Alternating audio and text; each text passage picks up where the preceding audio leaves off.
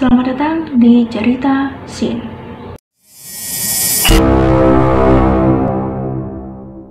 Ya, sebelumnya Sinta minta maaf banget karena di dua video sebelumnya audionya tuh kecil banget, padahal Sinta udah edit 2 kali ya untuk menaikkan audionya, tapi masih tetap kecil.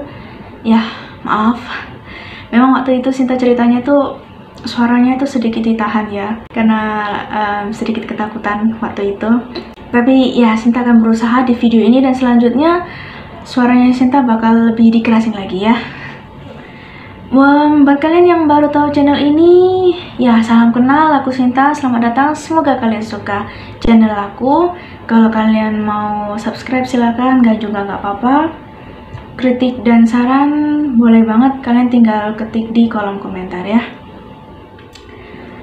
Untuk cerita kali ini adalah kisah dari desa yang tidak bisa Sinta sebutkan ya nama desa itu, dan nama-nama yang akan Sinta sebutkan di cerita ini pun akan disamarkan ya. Jadi cerita ini dari dua pedagang sayur ya, dua pedagang sayur yang kebetulan letak dagangan mereka tuh berdekatan ya. Jadi mungkin sekitar ya 10-15 meter, cukup berdekatan. Nah, sebut saja Ibu Amira dan Ibu Desi. Mereka mulai berdagang itu sekitar pukul 5 pagi ya. Biasanya ibu-ibu akan belanja untuk menyiapkan sarapan gitu ya, untuk suaminya, untuk anak mereka sebelum beraktivitas. Anyway, Sinta nggak tahu ya siapa yang lebih dulu berjualan, entah Ibu Amira kah atau Ibu Desi kah. Sinta tidak tahu ya. Oke, lanjut. Ternyata dagangannya Ibu Amira itu lebih laris ya, lebih laris, lebih cepat habis. Dia sering memberi potongan harga gitu ya. Karena usahanya itu yang cukup laris ya, cepat habis dan banyak digandrungi oleh orang-orang, itu membuat Ibu Amira jadi sombong. Sampai Ibu Amira ini berucap kasar pada Ibu Desi ya, mulai nyolot lah, ngegas gitu. Udahlah, lu nggak laku ya. Udah lu jualan yang lain aja. Lu pergilah dari sini atau bukalah usaha dari sini. Pokoknya percuma aja, nggak bakal laku. Gue lebih laku. Siapa sih yang nggak sakit digituin ya? Orang sesabar apapun, kalau dia disakiti ya, menerima ucapan semacam itu, pasti ada terselip rasa sakit ya. Pasti itu pasti muna banget kalau sampai enggak apa-apa kok, lu hina aja aku nggak apa-apa. Nggak mungkin, lain di mulut, lain di hati. Mulutnya boleh memang nggak apa-apa, tapi hatinya tuh pasti ada rasa sakit. Sampai suatu hari nggak lama setelah itu, hanya berjarak sekian hari aja, tubuh Ibu Amira ini tiba-tiba menimbulkan bau busuk dan mulai bernanah di sekujur tubuhnya. Jadi dari kepala sampai kaki tuh mengeluarkan bau yang tidak sedap dan mengeluarkan nanah ya. Beliau juga merasa gatal, perih gitu. Dan awalnya keluarga Ibu Amira ini berpikir mungkin ini alergi atau mungkin Ibu Amira ini kena bakteri gitu, dan bakterinya ini cepat menyebar gitu. Jadi masih positif thinking. Akhirnya Ibu Amira ini dibawa ke rumah sakit untuk diperiksa.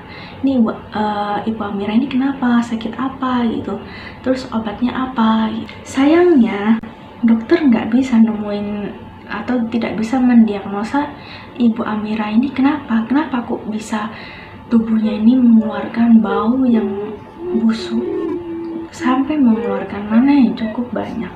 Bahkan dokter menyebutkan kalau organ-organ dari Ibu Amira tuh baik-baik aja, gak kenapa-napa, gak ada bakteri, gak ditemukan virus atau semacamnya. How can? Kok bisa? Tapi pada akhirnya Ibu Amira ini tetap dirawat inap di salah satu kamar di rumah sakit ya, dan tubuhnya itu diperban. Jadi tangan, kaki itu diperban. Sayangnya itu tidak memberikan efek apapun. Nanah justru keluar tuh makin gencar, makin banyak gitu ya. Sampai-sampai perbannya itu basah basah gitu dan mengotori ranjang rumah sakit. Ya, aku nggak kebayang sih kondisi semacam itu. Aku nggak kebayang banget. Ada satu hal yang mengganjal kulit Ibu Amira. Jadi bekas-bekas ini bukan bekas. Jadi kulit-kulitnya ini yang mengeluarkan nananya ini ketika dikelupas ya, bisa dikelupas. Dan ketika dia taruh kulitnya ini ditaruh di piring kecil. Jadi di meja sebelah ranjang itu ada meja kecil. Jadi kulitnya yang dikelupas ini taruh di sana itu perlahan menghilang. Jadi anggap aja segede gini kulitnya. Perlahan tuh mengecil lalu hilang. Ya, ini nggak masuk akal ya sebenarnya. Sinta juga bingung kok bisa gitu. Ini benar-benar nggak masuk di otaknya Sinta, tuh nggak masuk. Sampai kemudian ada pihak keluarga yang mulai curiga gitu kalau ini bukan sekedar penyakit tapi ada sesuatu. Akhirnya mereka nih berunding dan coba saling bertukar pikiran. Apa sih yang terjadi sama Ibu Amira ini? Kok bisa salah satu keluarga mereka itu mengalami hal tersebut? Akhirnya setelah dirundingkan dengan Ibu Amira ini, ternyata beliau ingat ada satu kejadian di mana Ibu Amira ini bersikap kasar, nyolot, ngegas gitu ya sama Ibu Desi yang mana adalah pesaing usahanya. Ya, akhirnya salah satu anggota dari keluarga Ibu Amira ini berinisiatif menghampiri Ibu Desi untuk meminta maaf. Ya, nggak langsung menjerumus ke hal itu. Sayangnya Ibu Desi ini dia nggak ada di kontrakannya. Dia tidak ditemukan keberadaannya. Dan tetangga-tetangga di sekitar pun nggak tahu Bu Desi ini kemana. Tahu-tahu hilang aja gitu, tahu-tahu nggak ada kabar. Sampai akhirnya ada satu tetangga yang buka suara. Aku minggu lalu nganterin Ibu Desi ke salah satu kampung. Gak tahu tuh rumahnya siapa. Mbak Desi cuma minta temenin, tapi aku disuruh nunggu di luar aja. Rumahnya ya kayak biasa, cuman kayak ada bau-bau bakaran gitu. Yang punya rumah juga gak kelihatan, di dalam terus. Jadi dari sanalah keluarga Ibu Amira makin yakin bahwa ini bukan sekadar bau busuk dan nanah belaka. Ini mungkin semacam santet ya. Akhirnya Ibu Amira ini dibawa pulang dong, karena pihak rumah sakit dokter nggak bisa mengatasinya gitu, nggak bisa mengatasi. Akhirnya Ibu Amira ini dirawat di rumah ya. Keluarga terus memutar otak mencari cara untuk menyembuhkan. Sampai sebulan berlalu sejak penyakit itu datang, tapi tidak ada tanda-tanda kesembuhan. Ibu Amira hanya terus berbaring, merasakan tubuhnya yang gatal, perih, mengeluarkan nanah, juga bau yang tidak sedap. Sampai akhirnya tiba masuk seminggu setelah sebulan. Jadi setelah sebulan masuk bulan keduanya ya. Tapi masih di minggu pertama. Paham? Kondisi Ibu Amira tiba-tiba membaik. Bau nananya yang mulai berkurang.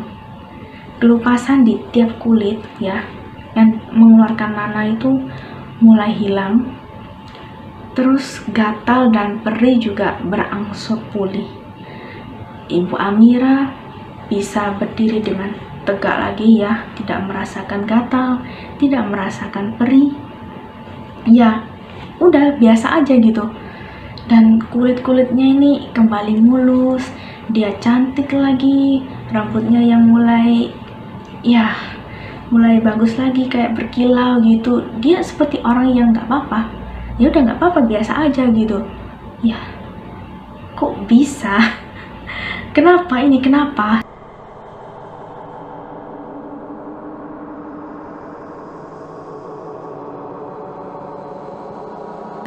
Ya, ini beberapa informasi yang Sinta dengar ya, termasuk dari salah satu sahabatnya Sinta. Jadi ilmu hitam semacam itu nggak kekal ya, alias ada masanya. Ibarat isi kuota 60.000 untuk sebulan. Jadi kalau sudah sebulan kuotanya habis, nggak diisi lagi, maka jaringan internetnya tidak bisa dipakai lagi. Sama juga dengan ilmu hitam. Nah, di sini sebenarnya ada beberapa opsi ya yang ada di pikiran Sinta dan mungkin juga di pikiran orang-orang, termasuk kalian sebagai penonton ya. Tapi dalam hal ini Sinta akan menyampaikan sisi-sisi yang positif aja ya.